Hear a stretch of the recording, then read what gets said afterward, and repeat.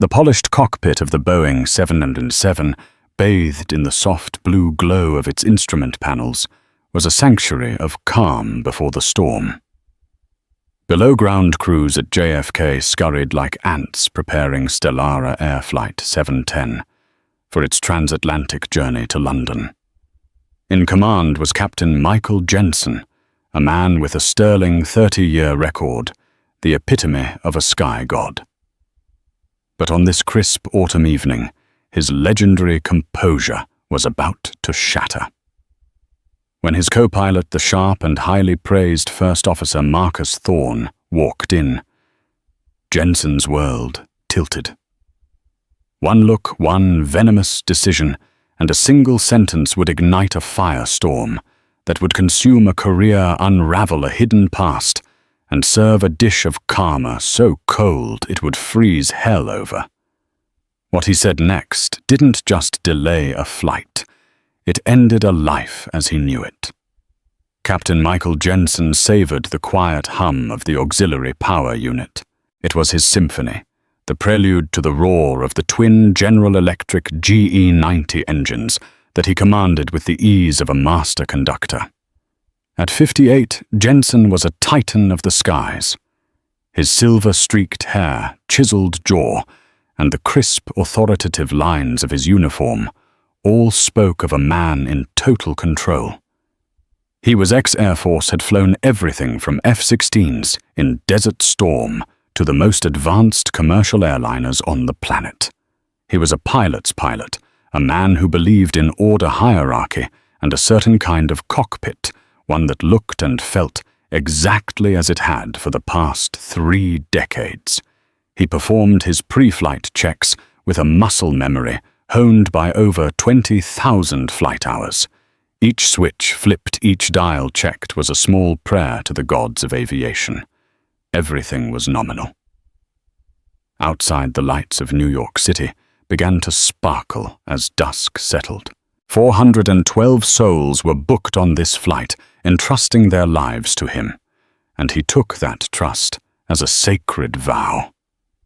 The cockpit door hissed open. "Evening, Captain," a smooth, confident voice said. Jensen looked up from his checklist, a perfunctory smile ready on his lips. It froze there. Standing before him was First Officer Marcus Thorne. Jensen had read the name on the flight roster, but he hadn't placed it. Now seeing the man in person, a cold, unfamiliar coil of something ugly tightened in his gut. Marcus Thorne was everything a modern pilot should be. He was young in his early 30s, with a sharp, intelligent face and an aura of calm competence. He was impeccably dressed, his movements efficient as he settled into the right-hand seat. He was also black. For Jensen, it was like a glitch in the matrix. In his mind, the cockpit had a certain look, a certain demographic. He'd flown with pilots of all backgrounds. Of course, the airline industry was changing, but this was his cockpit. The transatlantic run to London Heathrow was a prestige route, a route for senior captains, and he expected a certain familiarity. Thorne's presence felt like a disruption to the natural order of things, a forced change he resented. "Thorne," Jensen said, his voice clipped devoid of the usual camaraderie. He didn't offer a handshake. Marcus, unfazed, began his own flow of checks. "Weather over the Atlantic is looking clear. A little bit of expected chop around Gander, but nothing this bird can't handle. Passenger load is full, cargo is loaded. We're looking at an on-time departure." His voice was professional, his knowledge impeccable. He had graduated top of his class from Embry-Riddle Aeronautical University, had a flawless record, and was on the fast track to a captaincy. He was by every objective measure an exemplary pilot. But Jensen wasn't seeing the pilot. He was seeing a symbol of everything that was changing too fast in his world.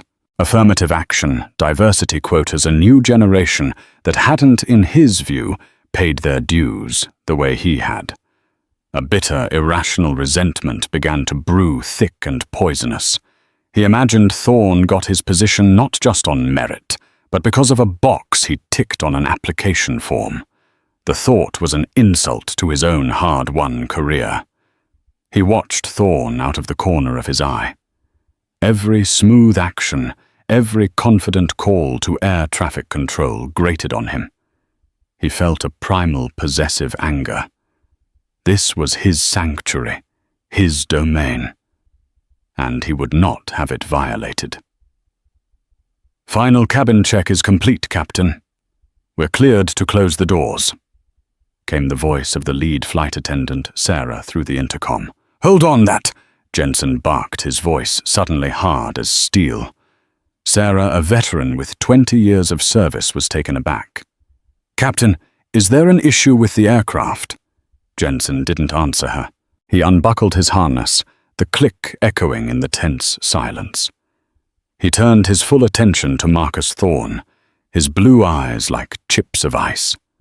Marcus stopped his work and looked at his captain, a flicker of confusion on his face. "Is everything all right, Mike?" The use of his first name, a standard sign of cockpit equality, felt like a deliberate slight to Jensen. The coil in his gut tightened into a knot of pure venom. "No, First Officer," Jensen said, his voice low and dangerous. "Everything is not all right. I have a problem. A problem with the aircraft. With the flight plan." Marcus asked his professionalism, a stark contrast to Jensen's simmering rage. Jensen stared at him for a long, unbearable moment. The hum of the electronics seemed to fade into the background, the entire world narrowing to the space between these two men. He finally uttered the words that would detonate his life. "The problem," Jensen said, his voice dripping with a contempt he no longer tried to hide, "is you. I'm not flying with you." The words hung in the air, heavy and radioactive. Marcus Thorne stared at Captain Jensen, his mind struggling to process the statement. It was so direct, so unprofessional, so utterly outside the bounds of protocol that it felt unreal. He thought he must have misheard. "I'm sorry, Captain," Marcus said, his voice perfectly. Even a testament to a discipline that ran bone deep. "Could you repeat that I must have misunderstood?" "There's no misunderstanding." Jensen snarled, his face a mask of defiant arrogance. "I said I am not flying this aircraft with you in that seat. This is my flight deck. I am the pilot in command, and I have final say on crew compatibility and safety, and I am telling you I am not comfortable." The phrase crew compatibility was a shield, a weak piece of jargon to hide the naked bigotry beneath. Marcus understood instantly. This wasn't about his skills. This wasn't about some mistake he'd made. This was about the color of his skin. A cold fury different from Jensen's hot rage began to build in him. But he wouldn't give the man the satisfaction of a reaction. "Captain Jensen," Marcus said, his tone still maddeningly calm, "I can assure you my qualifications are in order. I have over 5,000 hours of perfect safety record, and I've flown this route a dozen times. If you have a specific concern about my performance, I invite you to state it for the record." He was invoking procedure, creating a verbal paper trail. He knew that in the sterile, rule-bound world of aviation, unsubstantiated claims evaporated. Jensen sneered. "I don't need a specific concern. I have experience. I have instinct. My gut tells me this pairing is unsafe. End of story." Just then, the cockpit door opened a crack. It was Sarah, the lead flight attendant, her face etched with worry. The departure time had come and gone, and the passengers were getting restless. "Captain Gate Control is asking for an update. Is there a maintenance issue we need to announce?" she whispered, sensing the toxic atmosphere. Before Jensen could answer, Marcus spoke his voice, clear and resonant, ensuring Sarah could hear every word. Captain Jensen has just informed me that he refuses to fly the aircraft with me as his first officer. He has cited a concern for crew compatibility. Sarah's eyes widened in disbelief. She had seen everything in her career: medical emergencies, disruptive passengers, mechanical failures. But she had never seen this. A captain refusing to fly with his co-pilot for no stated reason, moments before pushing back from the gate. She looked from Marcus's stony, professional face to Jensen's furious one, and she understood. "Get out!" Jensen snapped at her, pointing a trembling finger at the door. "This is a flight deck matter." Sarah backed out, closing the door softly. But she didn't go back to the cabin. She went straight to the galley, picked up the crew phone, and made a call to the Stellara Air Operations Center at JFK. She spoke in a low, urgent tone, relaying exactly what she had heard. The wheels of a corporate machine, far bigger and more powerful than Michael Jensen, began to turn. In the cockpit, Jensen felt a surge of triumph. He had drawn his line in the sand. He believed he was untouchable. His seniority, his perfect record, his reputation as a legend within the airline, they were his armor. He was certain they would simply find him another co-pilot, some young kid he approved of, and this Thorne would be quietly reassigned, perhaps with a note in his file about creating friction. "Now," Jensen said, turning back to Marcus, "I suggest you unbuckle yourself and vacate my flight deck. I'll inform operations we have a last-minute crew change." Marcus didn't move. He sat there, a pillar of defiance in the face of raw prejudice. "No, Captain, I will not. I am the assigned first officer for this flight. I am qualified, fit to fly, and I have done nothing to warrant removal. If this flight is to be cancelled, it will be on your authority, and your reason will be logged. So I ask you again, state for the record a specific performance-related reason for your refusal to fly with me." It was a brilliant move, a checkmate in 2 sentences. He was forcing Jensen to either put his racism into the official log or back down. Jensen's face turned a shade of purple. The calm, superior pilot was gone, replaced by a cornered animal. He was about to unleash a torrent of abuse when a sharp electronic chirp cut through the tension. It was the ACAR's printer, the small machine that printed text messages from the airline. A slip of paper slowly spooled out. Jensen ripped it from the machine. The message was short and brutal. "CPT Jensen. F.O. Thorne. Do not move. Do not speak to ATC. Shut down APU. Await contact from Chief Pilot on Freak 131.5. Stand by." The blood drained from Jensen's face. The frequency 131.5 was a discrete management channel. The order to shut down the auxiliary power unit was significant. It meant the plane wasn't going anywhere for a while. This was no longer a simple crew change. This was an intervention. Marcus watched him, his expression unreadable. He had won the standoff, but the battle he knew was just beginning.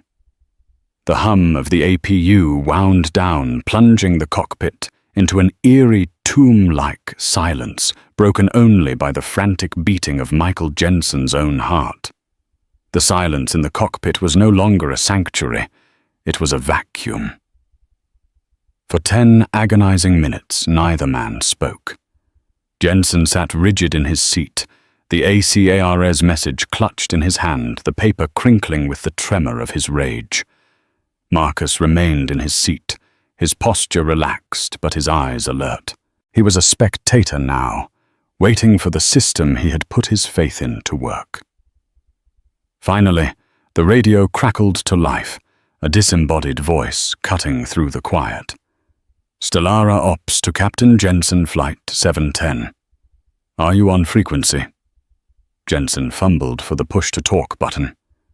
This is Captain Jensen, he managed his voice hoarse. Patching you through to Ms. Reed, the voice said. Jensen's heart sank. Lana Reed. Not the chief pilot, Captain Davies, who was an old drinking buddy from his Air Force days. Not some mid-level manager he could steamroll with his seniority. Lana Reed was the chief operating officer of Stellara Air, one of the most powerful women in the aviation industry. She was based in the corporate headquarters in Chicago, 1,000 miles away, and was known for her razor-sharp intellect and zero-tolerance policy for anything that threatened the airline's reputation or safety. Her direct involvement was a 5-alarm fire. Michael, this is Lana Reed. Am I speaking to you and First Officer Thorne? Her voice was calm, almost unnervingly so, with an undercurrent of surgical steel. Lana, this is Mike. Jensen began, trying to inject a note of familiar warmth of old-timer to executive. We have a bit of a situation here. A simple crew compatibility issue. Nothing to... Stop! She cut him off the single word, silencing him instantly. I don't want your summary, Michael. I want a series of yes or no answers. First, is the aircraft in a safe and secure state at the gate? Yes, Jensen mumbled. Are the passengers and cabin crew safe? Yes. First Officer Thorne, she said, her tone shifting slightly, becoming more direct. Are you fit and willing to perform your duties for Flight 710? Yes, ma'am.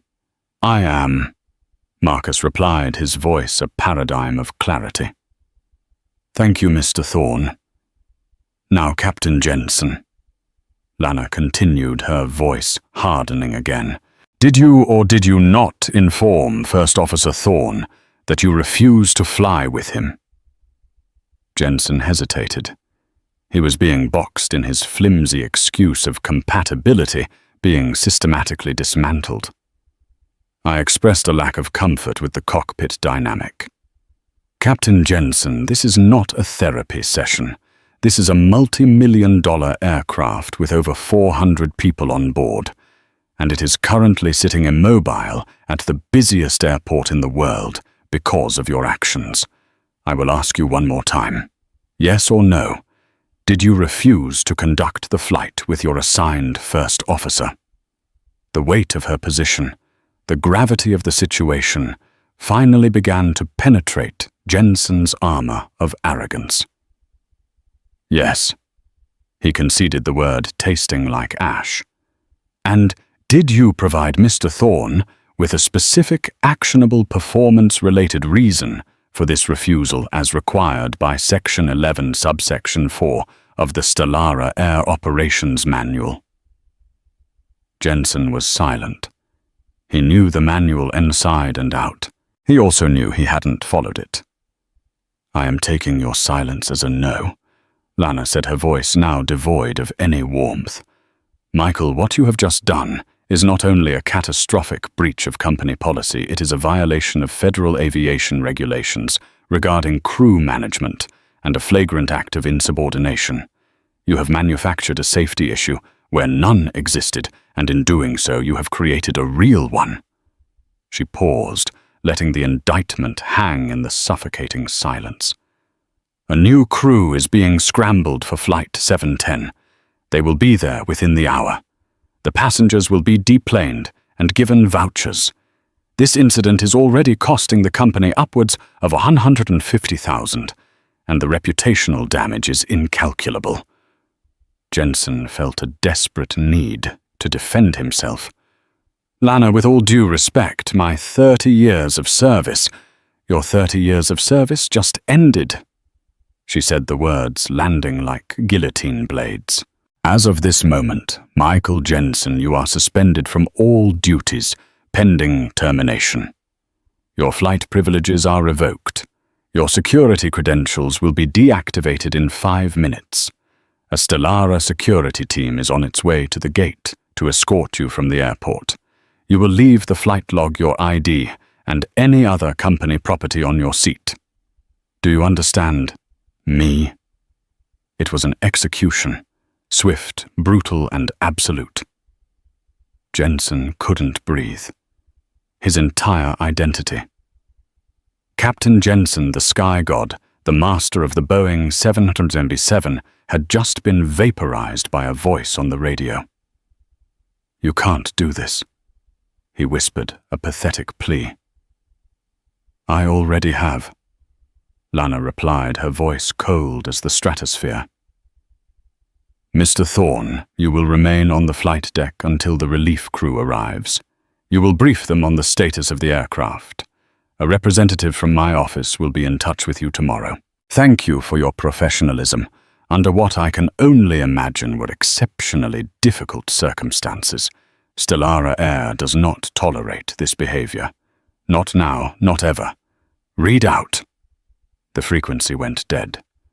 Michael Jensen sat there, a statue of a man, his face pale and slack. He looked at his hands, the hands that had guided aircraft through thunderstorms and engine failures, and they seemed alien to him. He looked at Marcus Thorne, who was not gloating, not even looking at him, but was simply staring ahead at the instruments, a professional to the very end. In that moment, Jensen didn't just feel defeated. He felt erased. The hum of the cockpit he had loved was gone. The authority he had wielded like a scepter was gone. His career was gone.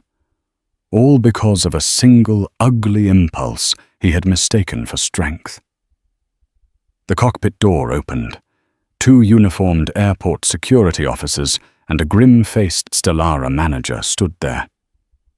"Captain Jensen," the manager said, avoiding his eyes, "we need you to come with us."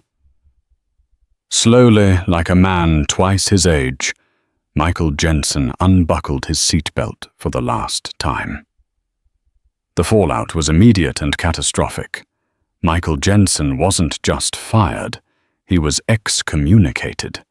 The story, though, officially kept under wraps by Stellara Air to avoid a PR nightmare spread through the tight-knit aviation community like wildfire. The unofficial channels pilot forums, text message chains, barroom whispers from New York to Hong Kong, all told the same story. Captain Jensen, the legend, had self-destructed on the tarmac at JFK.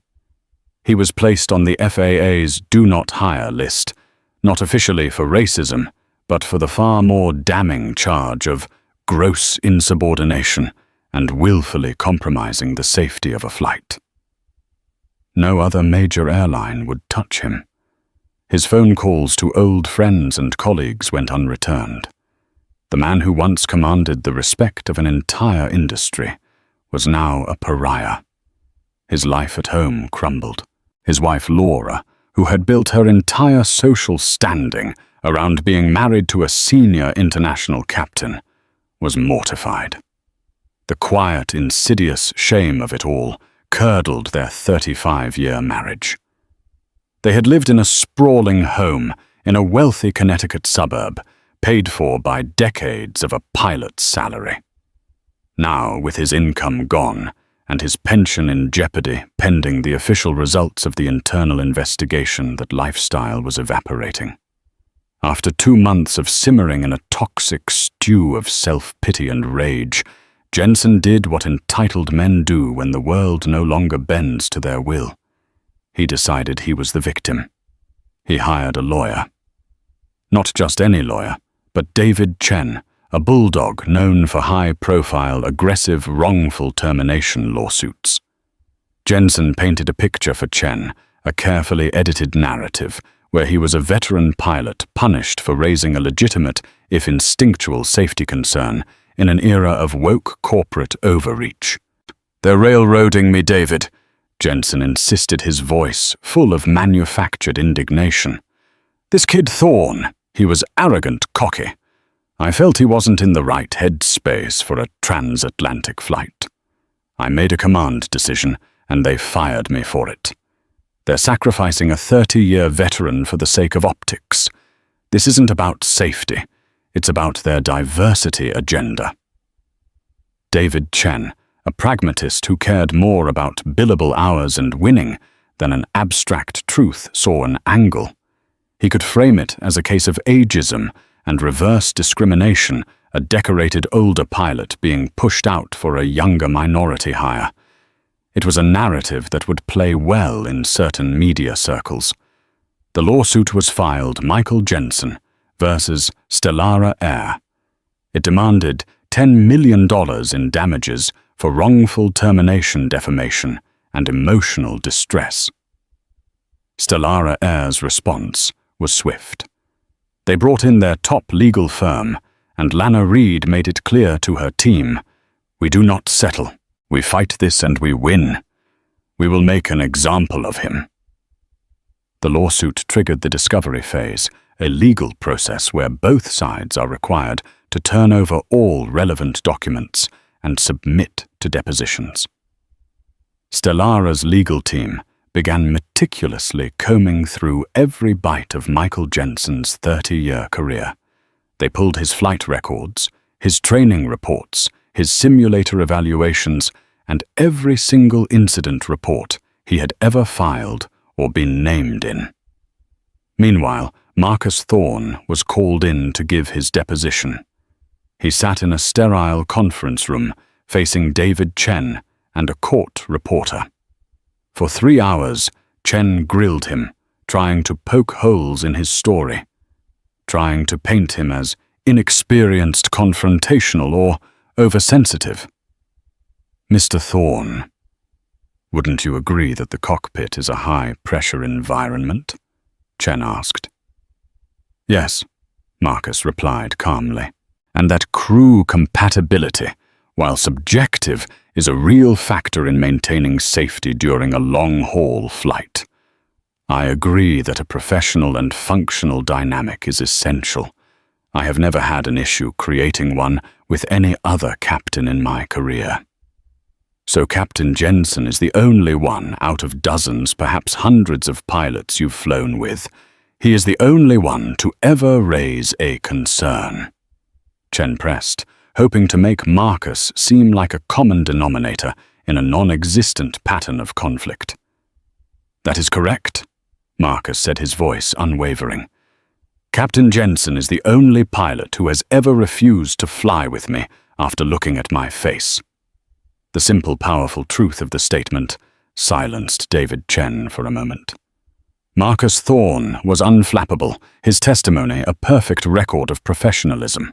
He was not the weak link in the case, he was its anchor. Back at Stellara's legal department, a young paralegal named Amy was sifting through a mountain of digitized files from the 1990s Jensen's early years with the airline. Most of it was mundane. Then she found a flag, an internal safety report from 1995. It was a minor incident, a near-runway incursion at Chicago O'Hare that never made the news. The report was filed by then First Officer Michael Jensen. He described how his captain had been momentarily distracted, and Jensen had to take control to prevent a collision with a taxiing 737. But the bulk of the report focused on what Jensen claimed was the root cause, a faulty brake pressure reading from the ground maintenance crew.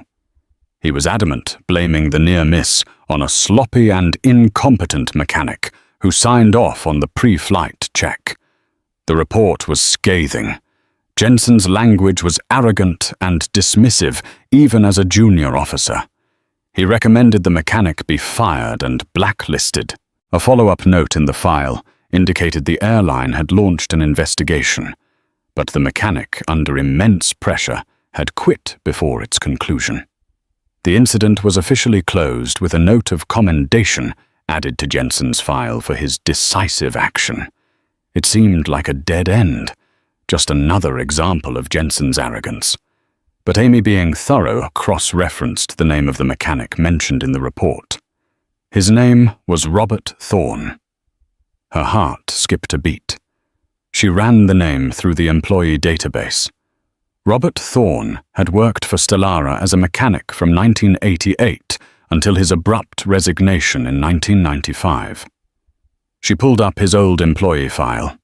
In the section for Emergency Contact Next of Kin, there was a single entry listed, his son Marcus Thorne. Amy felt a chill run down her spine. This wasn't just a random act of bigotry on the tarmac at JFK.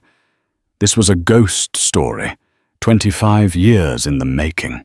She picked up her phone and called the lead attorney on the case. "You need to see this," she said, her voice trembling with excitement. "I think I just found the whole story." The revelation sent shockwaves through Stellara Air's legal team. Lana Reed was briefed immediately. She sat in her office on the 50th floor of a Chicago skyscraper, the file open on her desk, the city lights twinkling below like a silent, indifferent witness. "His father," she said, her voice a low murmur. The man Jensen blames in this report from 95 was Marcus Thorne's father, Robert Thorne, confirmed the lead counsel, a sharp lawyer named Maria Flores. Worked as a mechanic for us for 7 years. Excellent record until this one incident.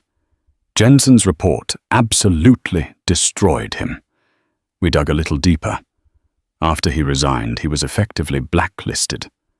Jensen's report was so vitriolic, and since he was seen as the hero who saved the plane, his version of events became the official story.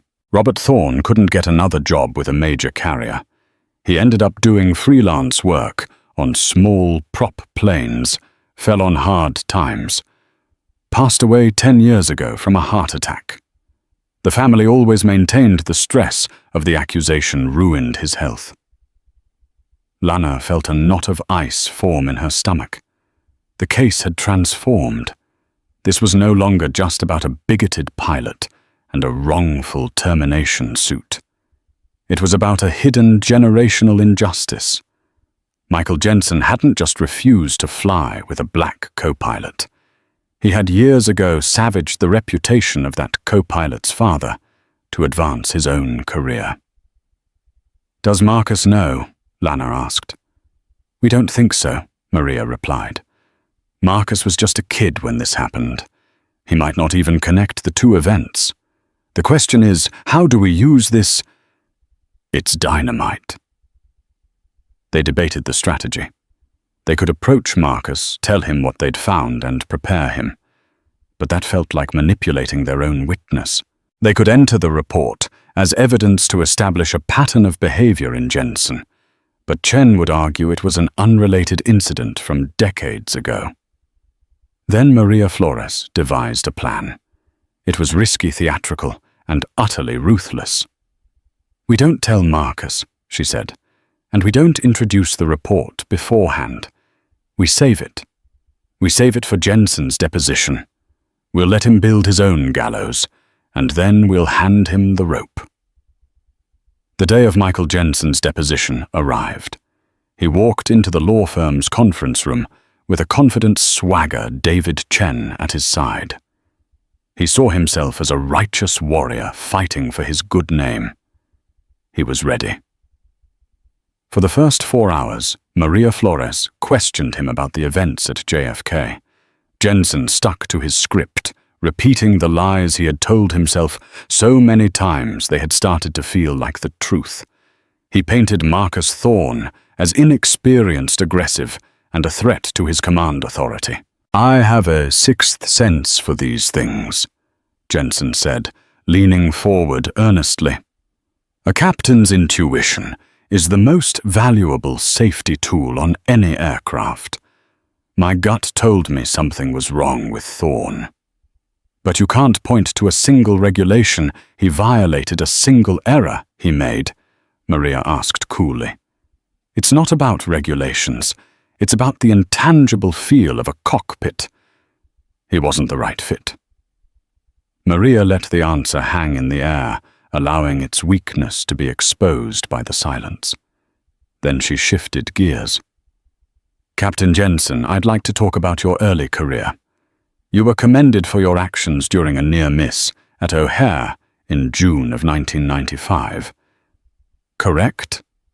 Jensen preened a flicker of a smile on his lips. "That's correct. A runway incursion. I took control from my captain and prevented a catastrophe." "And your report at the time," Maria said, sliding a document across the polished table, "placed the blame squarely on a ground mechanic, isn't that right?" David Chen leaned over and glanced at the paper. It looked like a standard incident report. He saw no danger. "Objection relevance," he said, more out of habit than concern. "I'm establishing a pattern of Captain Jensen's intuition when it comes to judging the competence of others," Maria said smoothly. "Please, Captain, tell us what you remember about that incident."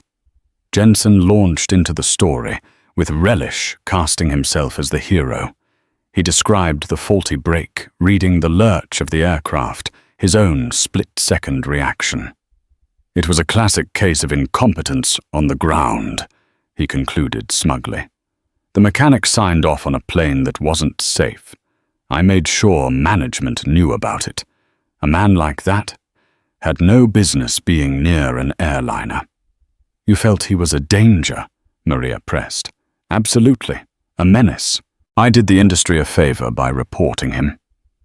"And you never considered that there could have been another explanation? A sensor malfunction, perhaps? An intermittent electrical fault that wouldn't have shown up on his pre-flight check?" Jensen scoffed. "That's just excuses. I know incompetence when I see it.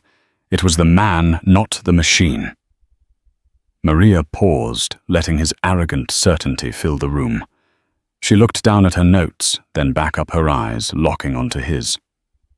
"The mechanic you reported, Captain Jensen, the man whose career you single-handedly ended, do you remember his name?" Jensen frowned, searching his memory. "No, of course not. It was 30 years ago. Some guy. His name was Robert Thorne." Maria said, her voice quiet, but carrying the force of a battering ram. Jensen blinked. The name meant nothing to him. "Okay. So."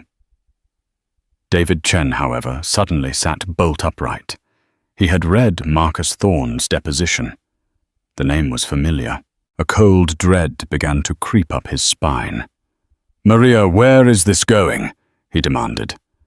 Maria ignored him, her focus entirely on Jensen. "Robert Thorne, Captain. After your report, he was unable to find work with any major airline again.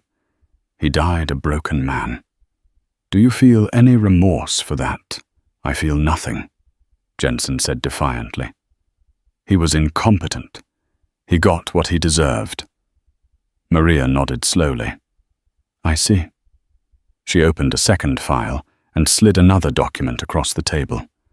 It was a single page, a copy of a birth certificate. "Captain Jensen," she said, her voice dropping to a near whisper. "I have one final question for you today. Can you please look at this document and read the name listed under Father?" Jensen picked up the paper, a flicker of annoyance on his face. He glanced down. He read the name of the father, Robert Thorne. Then he read the name of the son, Marcus Thorne. Time stopped. The air in the room became thick and unbreathable. Jensen stared at the paper, his brain refusing to connect the dots. Robert, Marcus, Thorne, the mechanic, the co-pilot.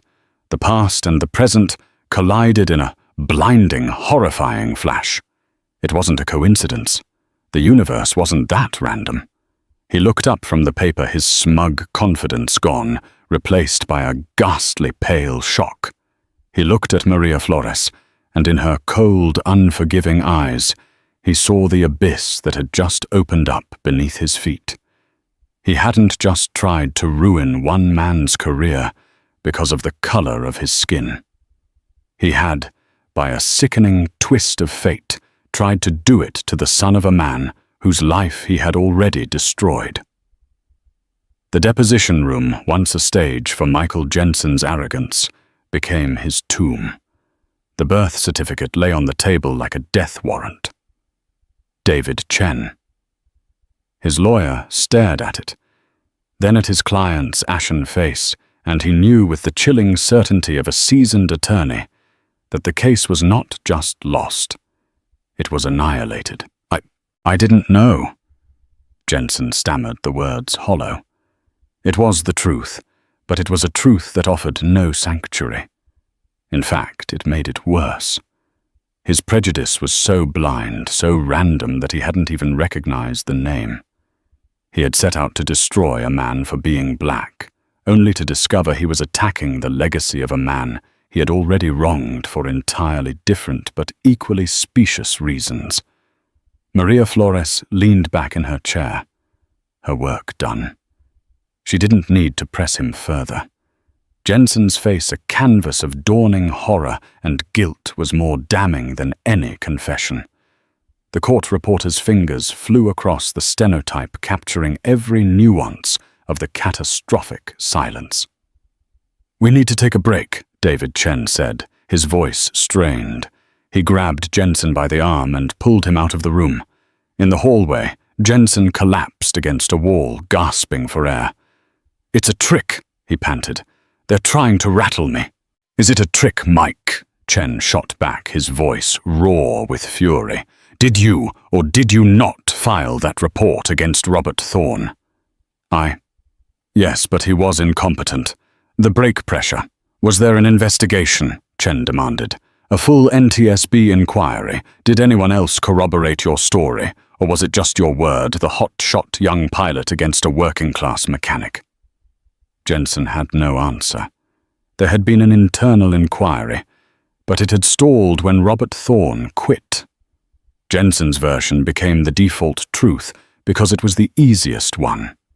It made him a hero and provided a simple scapegoat. "They've been sitting on this, Mike," Chen hissed, pacing the hallway. "They let you walk in there and build this narrative of yourself as the veteran protector of the skies, guided by infallible instinct. And then they showed the whole world that your instinct is just a cover for your petty prejudices and a 30-year-old lie. You didn't just perjure yourself in spirit, you destroyed your own character on the record. We're done. The lawsuit is over." "No, we fight," Jensen pleaded, desperation in his eyes. "With what?" Chen scoffed. "They will paint you as a racist who by a karmic miracle was confronted by the son of a man whose life you already ruined. No jury in the world will side with you. You're not a victim, Mike. You're a villain in a story you wrote yourself." That afternoon, David Chen formally withdrew the lawsuit. There was no settlement. Jensen was left with nothing but his own colossal legal bills and the smoldering wreckage of his reputation. But the story didn't end there. Stellara Air, now armed with a deposition that amounted to a confession of a decades-long injustice, was no longer content with just firing Jensen. Lana Reed made a decision. She called Marcus Thorne and asked him to come to the headquarters in Chicago. In her office overlooking Lake Michigan, she and Maria Flores laid out the entire story for him, presenting the old incident report and the deposition transcripts.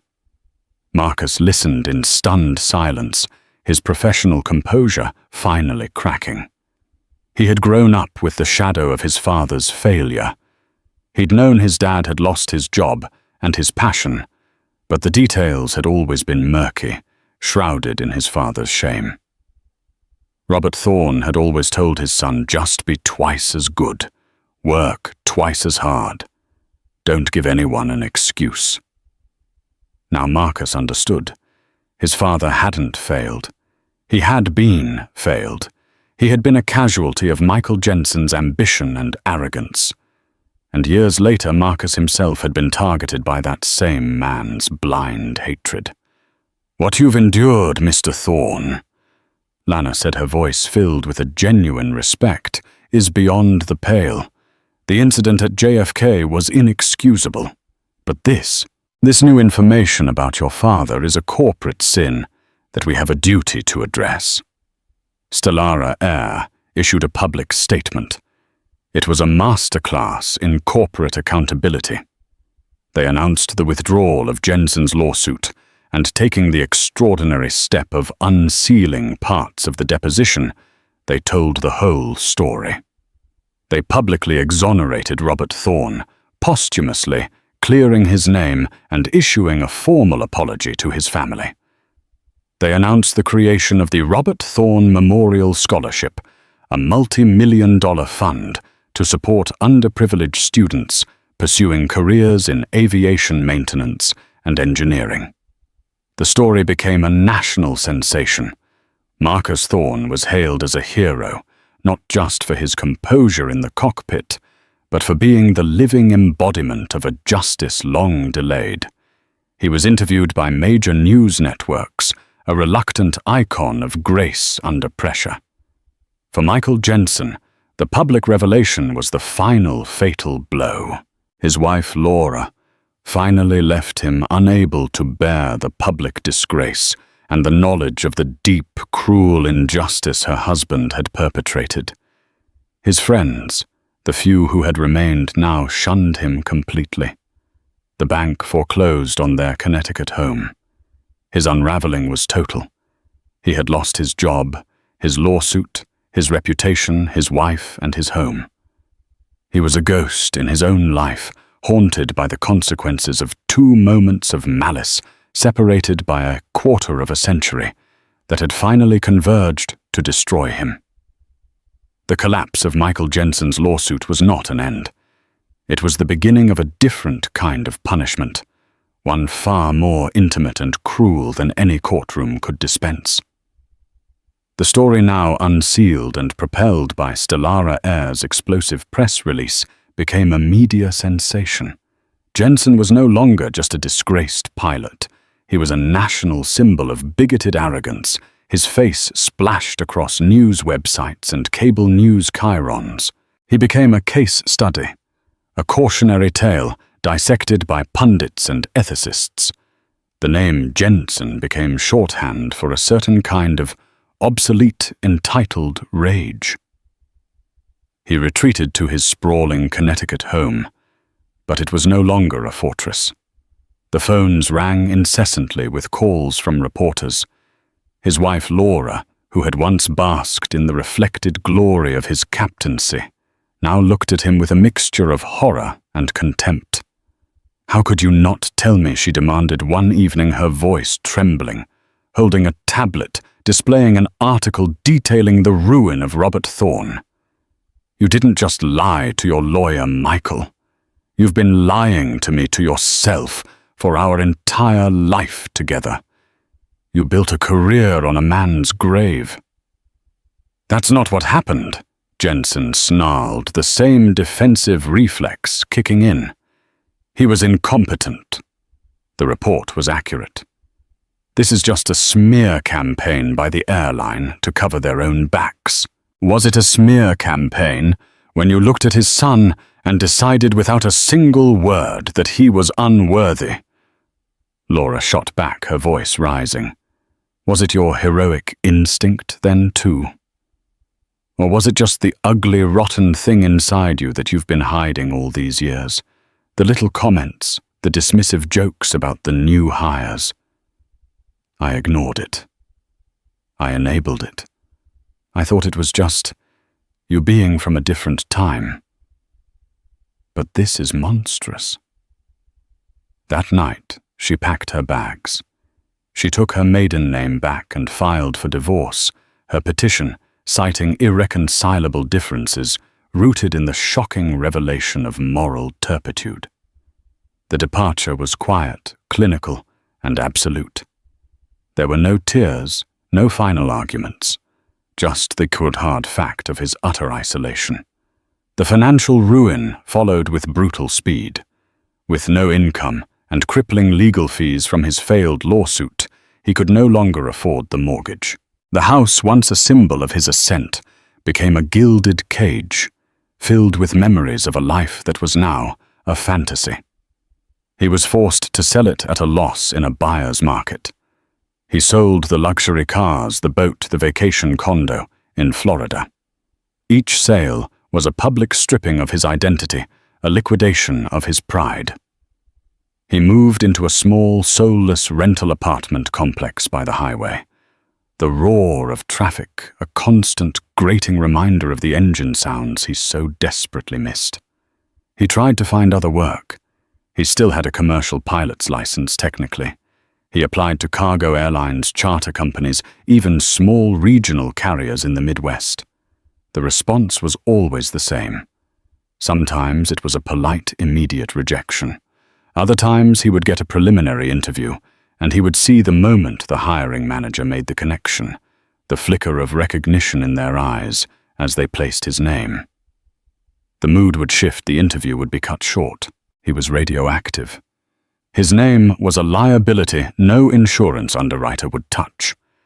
His pride, the very thing that had caused his downfall, prevented him from seeking work outside of aviation. It was all he knew, all he was.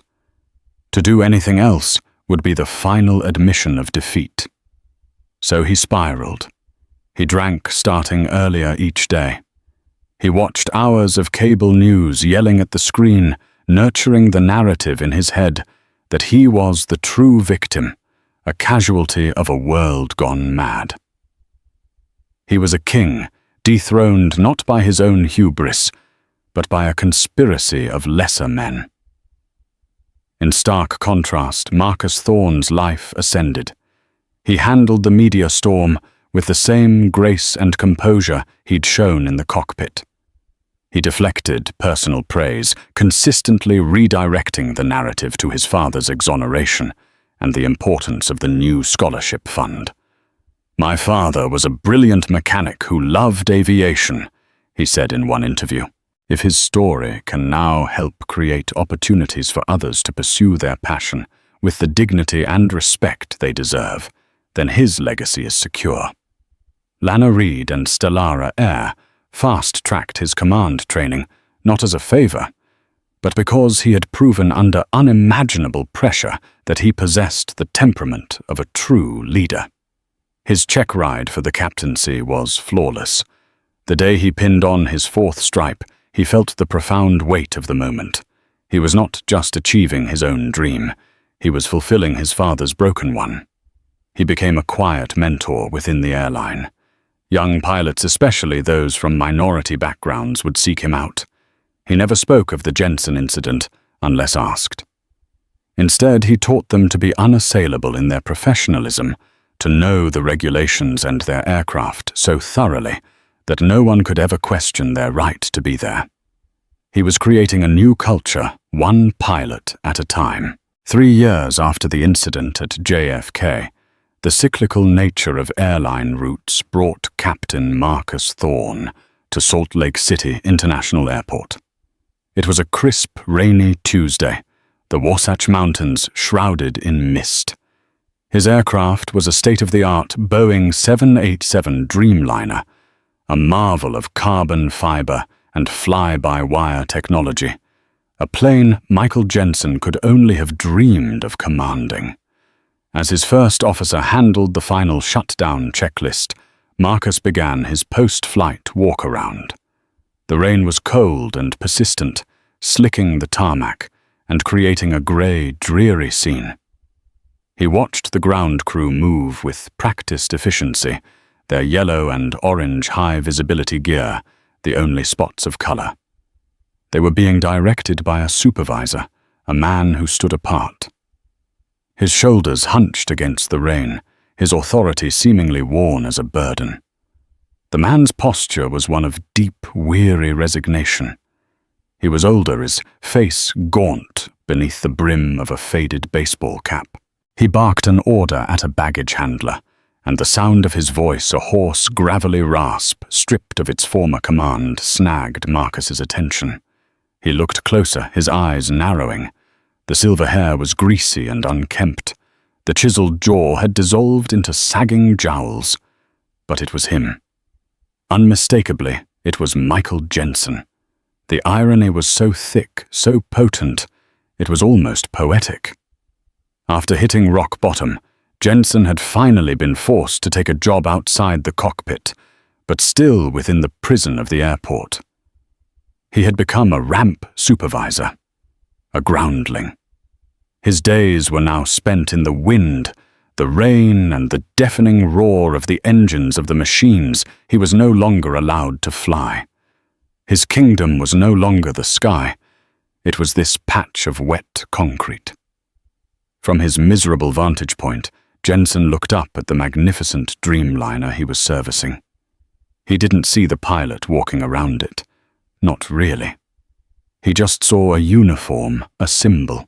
He saw the 4 golden stripes on the epaulets of the man's jacket and felt the familiar acidic burn of resentment. He saw a young, confident captain, the very picture of the new generation that had, in his warped view, stolen his life. He hated him. He hated him for his youth, for his command, for having the sky that was stolen from him. Their eyes met across the 50 feet of rain-swept tarmac. For Marcus, time seemed to slow down. He saw the man not as a monster, but as a hollowed-out shell. The arrogance was gone, replaced by a dull, vacant bitterness.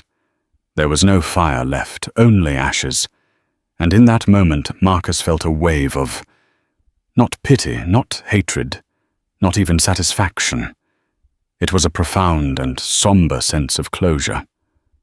The universe had not punished Michael Jensen with a dramatic bolt of lightning.